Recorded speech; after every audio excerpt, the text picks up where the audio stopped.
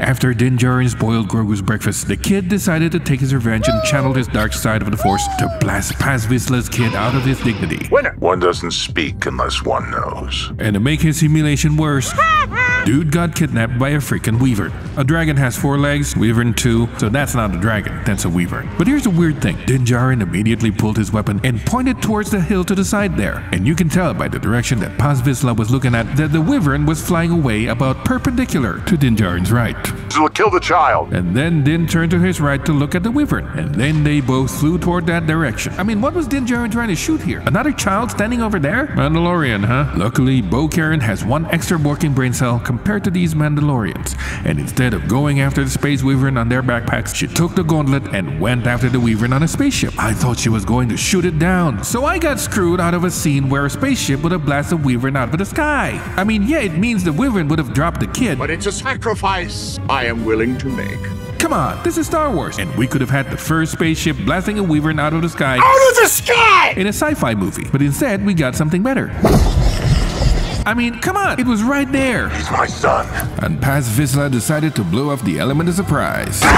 You can see the look on Bo-Katan's face. I'm gonna die surrounded by the biggest idiots in the galaxy. But at least we finally found out how Grogu escaped Order 66. In a surprising turn of events, Jar Jar Binks was the key to all of this. Come with me if you want to live. Well, Darth Jar Jar was undercover as Jedi Master Canon back for a while now. You remember him, right? He's been pitting younglings against one another to prune the weaklings, and only the last person standing gets to be Jedi Knights. Or are they? Always 2 there are. No more, no less. Coincidence? I think not! So here's the question. How did one random Jedi had a speeder prepared, along with elaborate escape route all planned out, to get him to a fully stocked Naboo starship standing by It's fueled and ready to go. with armed guards ready to go on a spaceport on a moment's notice, in the middle of a chaos of emergency counterinsurgency mission to purge the treacherous Jedi who had just committed treason? The Jedi are taking over! That not even Yoda himself could have foreseen.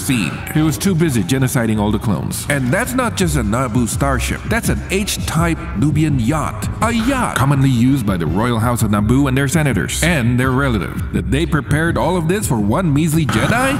Unless he's the key to all this. Give immediately emergency powers to the Supreme Chancellor. And Darth Jar Jar already knew what was about to go down that night. Because it's all part of the plan. But why would Darth Jar Jar be so concerned as to rescue the life child of Yoda and Yaddle? Grogu was probably born out of wedlock and the passion of a one-night stand. You know, being locked up in a temple and there's only you and the only other specimen of your species, it can get very lonely for a girl up there, you know? Her choices were him or a tree. And the Mandalorian has been dropping hints on this spawn of passion. Grogu has never been hesitant to suspend compassion and end all kinds of life form. He's not afraid to violate the one key tenet of the Jedi Order. Attachments forbidden.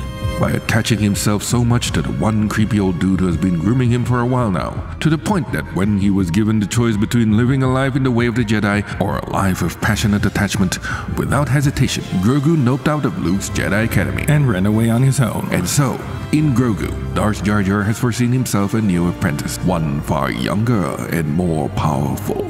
Even still, that night, Jar Jar Binks drove faster than he ever did in his life to land with whole speeder intact. Looking at you, Obi-Wan! Not to worry, we are still flying half a ship. They managed to escape the purge and made sure that everybody else didn't survive. There are no others. Except those with plot armor thicker than Qui-Gon Jinn. Seriously, she survived 2 complete murders by Darth Vader. Most people can't even survive 1. And in any other movies, Qui-Gon Jinn's injury is just a flesh wound. I wouldn't even call this a flesh wound. Come on, here, let's go. Anyway, we learned that Mandalorian dinners sucked. How do you eat when other people are around? They spread out so that they can take off their helmets to eat alone. So that's what they do. This is the way. Well, except the leader of the war party. You have the honor of staying by the fire. So, I guess Mandalorians never heard of space straws? It's a thing that exists in Star Wars. I mean, you'd think they'd develop some simple method of ingesting food and drinks with these helmet creed thing. But no, these are the people of the land, the common clay on the New West. You know. Morons. Eat their straws, people! Well, I guess Bo-Katan is stuck with these strawless people, I suppose. And so, these Mandalorians camped out for dinner during an emergency rescue mission where one of their younglings was kidnapped for lunch. One would think that the wyvern would have eaten it, but it turned out the wyvern only kept him warm in his belly until the Mandalorians had a good night's sleep and show up to rescue him.